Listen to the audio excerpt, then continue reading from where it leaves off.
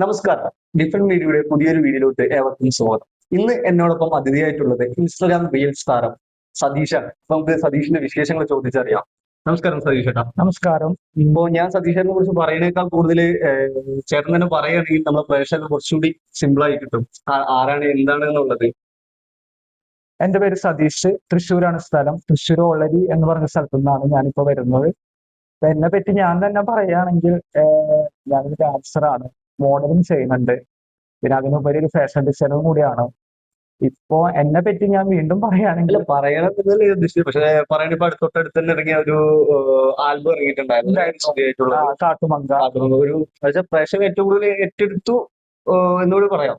അതെ അതെ അതെ അതെ. എങ്ങനെയായിരുന്നു ഈ ഒരു ആൽബത്തിലൊക്കെ എത്തിപ്പെട്ടത്? ഞാൻ ആൽബത്തിലൂടെ എത്തിപ്പെട്ടതെന്ന് പറഞ്ഞു കഴിഞ്ഞാൽ എന്നെ ജയന്റെ ചാനലിൽ നിന്നാണ് എന്നെ വിളിച്ചത്. എന്റെ ഇൻസ്റ്റ ഐഡി കണ്ടിട്ട് ചാനലിൽ നിന്ന് അവർ വിളിച്ചതാണ്. അപ്പൊ അതിലെ ഡയറക്ടർ അൻഷാദ് പാല എന്റെ ഫ്രണ്ടാണ്. അപ്പൊ ഇങ്ങനെ ചെയ്യാൻ പറ്റുമോ എന്ന് ചോദിച്ചു. അപ്പോ രേണുസുതിയാണ് നായിക എന്ന് പറഞ്ഞപ്പോ ഞാൻ ഓക്കെ പറഞ്ഞു. അപ്പോ ആൽബം നമ്മൾ ചെയ്തിരുന്നു. ഇവിടെ കോട്ടയം ഇലവിട പൂഞ്ചിറ എന്ന് പറഞ്ഞ സ്ഥലത്തായിരുന്നു ഷൂട്ട്.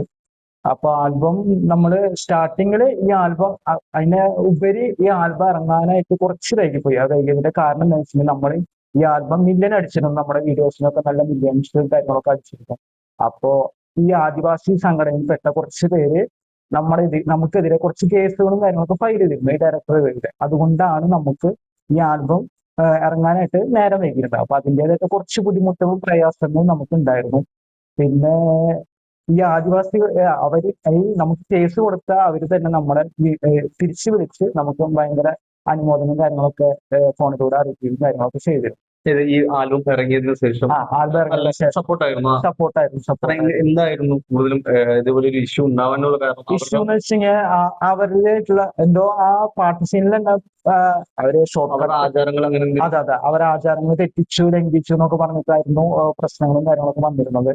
അപ്പൊ അതില് ഞാനും രേണും കൂടി പാറപ്പുറത്ത് കിടക്കുന്ന സീൻ ഉണ്ടായിരുന്നു. അത് ഭയങ്കര വിവാദമായിട്ടുള്ള സീനായിരുന്നു.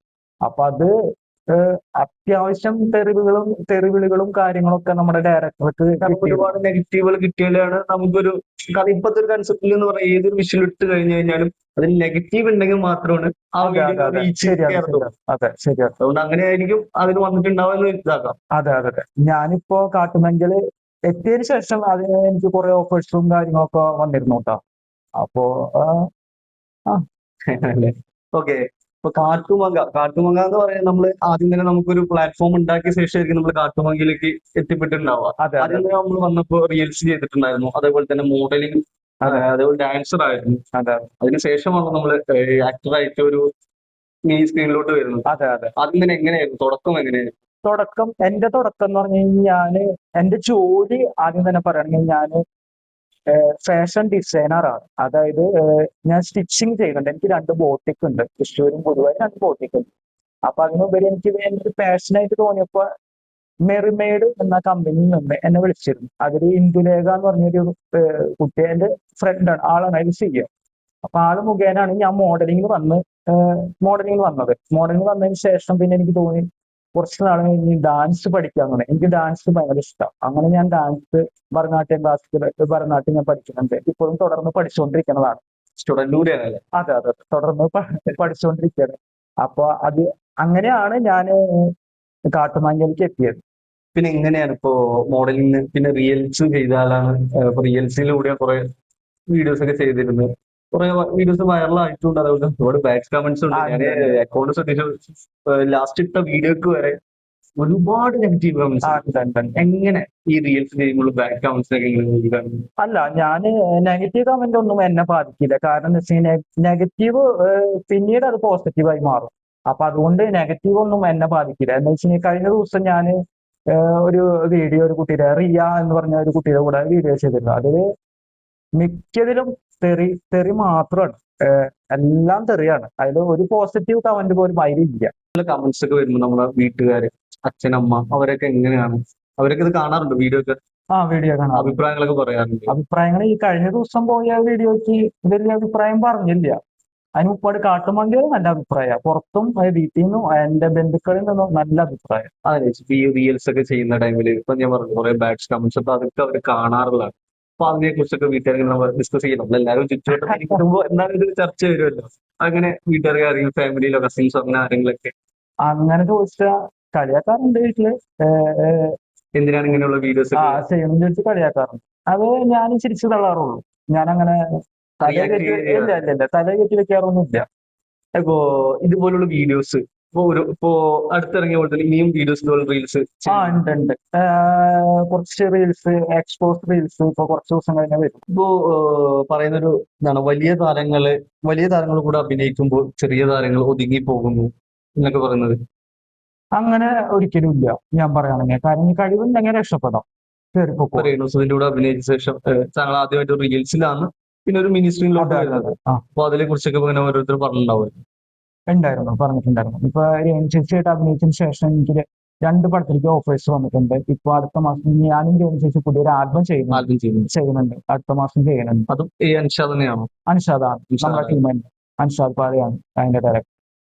ശരിക്കും ഇപ്പോ ഈ മോഡലിംഗ് ഇല്ലെങ്കിൽ ഇതേപോലെ റീൽസ് ഒരു നായകൻ വേഷത്തിൽ എത്തിയില്ലെങ്കിൽ എന്തായിരിക്കും? അതിനെ പറ്റി പറയുകയാണെങ്കിൽ എനിക്ക് ഡാൻസ് ആണ് എന്റെ പാഷൻ. എനിക്കൊരു ഡാൻസ് ക്ലാസ് തുടങ്ങണം.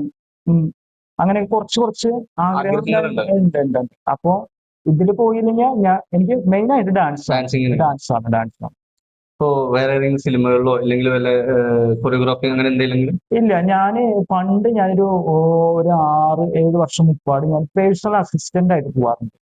ഇപ്പൊ 2 സീരിയൽ ഞാൻ ചെയ്തിരുന്നു. ഒന്ന് മഞ്ഞിലിരുന്ന് പൂവ്, അതിൽ മാളവിക ബിൽസിന്റെ പേഴ്സണൽ അസിസ്റ്റന്റ് ആയിരുന്നു.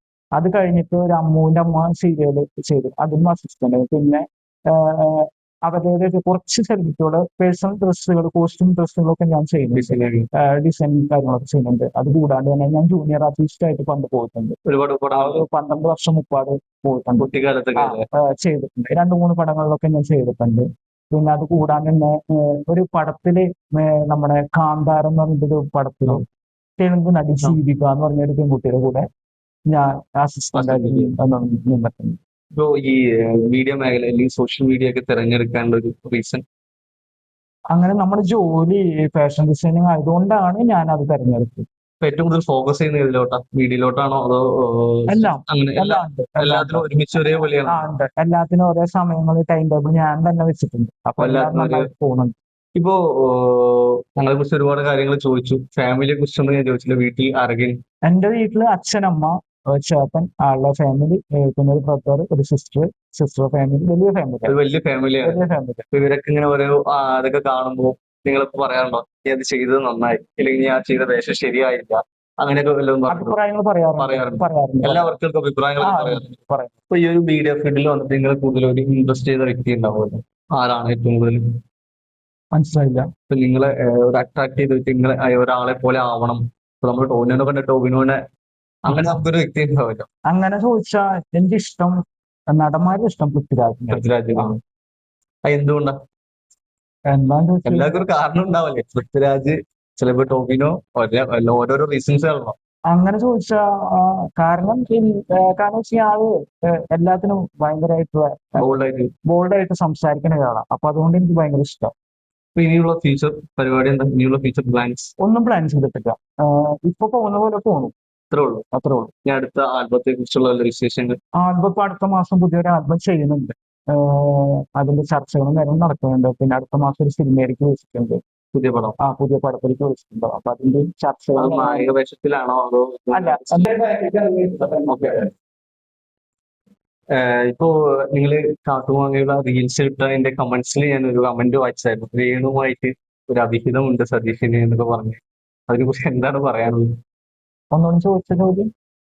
ഇപ്പൊ താങ്കൾ രേണുസുതിയുമായിട്ടൊരു കാട്ടുമാങ്ങയെ കുറിച്ച് റീൽസ് ഒക്കെ എത്തിപ്പിടിക്കുന്ന അങ്ങനെ കുറെ റീൽസ് ഒക്കെ ഇട്ടുണ്ടായിരുന്നു. അപ്പൊ അതിൽ കമന്റ്സിൽ ഞാനൊരു ചെറിയൊരു കമന്റ് വായിച്ചതായിരുന്നു. രേണുസുതിയുമായിട്ട് ഒരു ചെറിയൊരു അഭിഹിതമുണ്ട്, രാത്രി കോൾ ചെയ്യുന്നുണ്ട്, അങ്ങനെയൊക്കെ പറഞ്ഞിട്ട് ഒരു കമന്റ് വായിച്ചായിരുന്നു. ഞാനും ചോദിക്കട്ടെ, ഈ കോൾ ചെയ്ത് കഴിഞ്ഞാൽ അഭിഹിതാവോ? അല്ല, അത് പ്രേക്ഷകരോട് നമുക്ക് പറഞ്ഞു മനസ്സിലാക്കാൻ വേറെ ഓപ്ഷൻ ഇല്ലല്ലോ. അവർക്ക് രേണു ചേച്ചി ഓൾറെഡി എയറിലാണ് നിൽക്കണത്. അപ്പൊ നമ്മള് ഈ കാട്ടുമങ്കയിൽ കുറച്ച് എക്സ്പോസിങ് കാര്യങ്ങളും ചെറുതായിട്ടുണ്ടെങ്കിൽ ഇല്ല എന്ന് പറഞ്ഞിട്ടുണ്ട്. അപ്പൊ അതുകൊണ്ടായിരിക്കാം പറഞ്ഞിട്ടുണ്ടായിരിക്കാം. അഭിഹിതം ഇല്ല. ഇനിയിപ്പോ പറയണത് പറയട്ടെ, എന്തെന്ന് വിചാരിച്ചോട്ടെ. അങ്ങനെയാണ്. ഉണ്ടെന്ന് ചേച്ചി എന്തായാലും കല്യാണം കല്യാണം കഴിഞ്ഞ കഴിച്ച് കുട്ടികളുള്ള കുട്ടികളെ ആൾക്കാർ അങ്ങനെ ഒരു വ്യക്തി ആ ഒരു നായികയെ കുറിച്ചൊക്കെ പറയുമ്പോൾ ഒരു മോശമായിട്ടുള്ള കേസ് തന്നെയാണ്. അപ്പൊ അതെന്താണ് എന്നുള്ള നമ്മളെ ഉണ്ടെന്ന് വിചാരിച്ചോട്ടെ. പ്രേക്ഷകർക്ക് എല്ലാവർക്കും അറിയാൻ ഒരു ആഗ്രഹം ഉണ്ടാവും. ഉണ്ടെന്ന് വിചാരിച്ചോട്ടെ. അപ്പൊ നമുക്കത് വിശ്വസിക്കാം, അങ്ങനെ ഒരു അവിഹിതം. ഉണ്ടെന്ന് വിചാരിച്ചോട്ടെ. ഓക്കെ. ഇപ്പോ ഇനി വരുന്ന കലാകാരന്മാരോട് എന്താണ് നിങ്ങൾക്ക് പറയാനുള്ളത്? ഇനി വരുന്ന യുവതലമുറയിലെ കലാകാരന്മാരോട് അവര് ഫേസ് ചെയ്യാൻ പോകുന്ന ഒരു പ്രശ്നം എന്ന് പറയുന്നത്? പ്രശ്നം എന്ന് പറഞ്ഞു കഴിഞ്ഞാൽ ഇപ്പൊ ഈ സോഷ്യൽ മീഡിയ എന്ന് പറയുന്ന പ്രശ്നങ്ങളേ ഉണ്ടാവുള്ളൂ. അത് ആര് വന്നാലും പ്രശ്നങ്ങളേ ഉണ്ടാവുള്ളൂ. അപ്പൊ അതൊക്കെ മറികടക്കണം എന്ന് വിചാരിച്ചിട്ട് വേണം മുന്നോട്ട് ഈ വരണം. ഒരു ഫീൽഡിലോട്ട് വരണം. ഒരുപാട് പ്രശ്നങ്ങൾ നമ്മൾ ഫേസ് ചെയ്യേണ്ടി വരും. ഉണ്ട്. നമ്മൾ അഭിനയത്തിലേക്ക് വരുമ്പോൾ ഒരുപാട് പ്രശ്നങ്ങളും പല കാര്യങ്ങളും ആണ്, പെണ്ണ്, പല കാര്യങ്ങളും പലതും നമ്മൾ പഠിക്കാനും. ഓക്കെ. ഇനിയിപ്പോ നമ്മളെ ഡിഫറെന്റ് മീഡിയയുടെ പ്രേക്ഷകരോട് എന്താണ് പറയാൻ സതീഷ്? എനിക്ക് പറയാനുള്ളത് എന്താ വെച്ച് കഴിഞ്ഞാൽ ഞാനിനി മുന്നോട്ട് പോവാനുള്ള തീരുമാനത്തിലാണ്. അപ്പോ വർക്കുകളും കാര്യങ്ങളും, ഇപ്പൊ ആൽബവും കാര്യങ്ങളും, സിനിമ ആൽബം, പല കാര്യങ്ങളും എനിക്ക് വന്നുകൊണ്ടിരിക്കുന്നുണ്ട്. അപ്പൊ അതുകൊണ്ട് എല്ലാവരും നമ്മളെ കൂടെ നിൽക്കുക, സപ്പോർട്ട് ചെയ്യുക, പ്രാർത്ഥിക്കുക. മുന്നോട്ട് പോകാനായിട്ട് എനിക്ക് പറ്റണം. അപ്പോ കുറെ ബാക്ക് കമന്റും പലതും വരും. അപ്പൊ ഞാനതൊന്നും ചെവികൊള്ളുന്നില്ല. അപ്പൊ എല്ലാവരും നമ്മുടെ കൂടെ നിൽക്കുക, പ്രാർത്ഥിക്കുക. ശരിക്കും പറയണ്ടേ, കമന്റ് ഇട്ട് ഞങ്ങൾ വിജയിപ്പിക്കുക എന്ന് പറയണം. കാരണം ബാഡ് കമന്റ്സ് ആണ് നമ്മൾ ഏറ്റവും കൂടുതൽ കമന്റ് ഇട്ട്. അപ്പൊ ഇനിയിപ്പോ നമ്മുടെ ഡിഫറെന്റ് മീഡിയയുടെ പ്രേക്ഷകരോട് എന്താണ് സതീഷ് പറയാനുള്ള ഒരു? എനിക്ക് പറയാനുള്ളത്, ഞാനിപ്പോ പുതിയ വർക്കുകളായിട്ട് മുന്നോട്ട് പോയിക്കൊണ്ടിരിക്കുകയാണ്. അപ്പോ എല്ലാവരും പ്രാർത്ഥിക്കുക, സപ്പോർട്ട് ചെയ്യുക, നെഗറ്റീവ് കമന്റ് ഇടുക. അതെ, നെഗറ്റീവ് കമന്റ് ഇട്ട് ഞങ്ങൾ വിജയിപ്പിക്കുക. ഇപ്പോഴത്തെ വിജയം എന്ന് പറയുന്നത് കൂടുതലും നെഗറ്റീവ് എയറിൽ കയറുമ്പോഴാണ് നമ്മളൊരു വിജയം അവിടെ കാണുന്നത്. ഓക്കെ. അപ്പൊ ഇത്ര നേരം നമ്മൾ ഡിഫറെന്റ് മീഡിയയുടെ നമ്മളൊപ്പം ഉണ്ടായിരുന്നത് സതീഷാണ്. സതീഷിന്റെ ഒരുപാട് വിശേഷങ്ങളൊക്കെ നമ്മളായിട്ട് പങ്കുവെച്ചിട്ടുണ്ട്. മറ്റൊരു അതിഥിയുമായിട്ട് വീണ്ടും കാണാം. ബൈ.